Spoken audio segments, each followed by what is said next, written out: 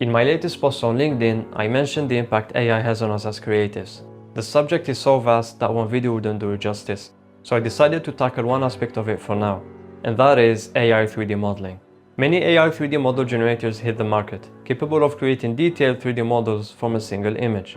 Each time a new model drops, the hype goes up the roof, and the same questions keep coming back. Is this the end of traditional 3D softwares? Will AI replace 3D artists? Well, the best way to tell if we're anywhere near that is to put these AI platforms to the test. So I picked 5 image to 3D AI generators for one simple little task: to regenerate a 3D item based on a 3D rendered image. To do that, I used the cream container I modeled in Blender, a simple mesh consisting of basic geometry shapes. Now for the results, we will focus on 3 points: texturing of the generated model, its overall geometry, and its topology. First, texturing. All 5 AIs struggle to different extent, from non-consistent base color and artifacts to deformed text and hieroglyphs. I mean, sure, texturing can be redone manually on a 3D software, so that's not the biggest issue.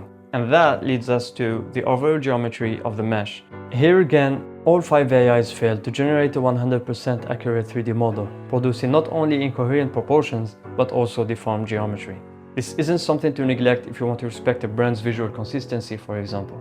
Because, after all, 3D design is meant to create an accurate and loyal representation of a product or a concept under controlled conditions. Last but not least, topology. One big downside of AI 3D generators is that they produce excessively dense topologies, counting from hundreds of thousands to millions of faces, for a model as simple as this one, which, even if not optimized, only counts 65,000 faces. This is problematic not only for animated characters, but also for scenes that would eventually contain many AI-generated 3D assets, making the file size heavier pretty fast.